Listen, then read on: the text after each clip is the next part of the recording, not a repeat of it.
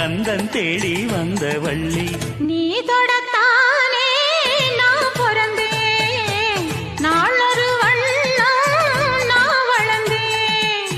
காதோரம் லோலாக்கு கதை சொல்லுதடி, காத்தாடும் மேலாக்கு எனக்கு பின்னுதடி.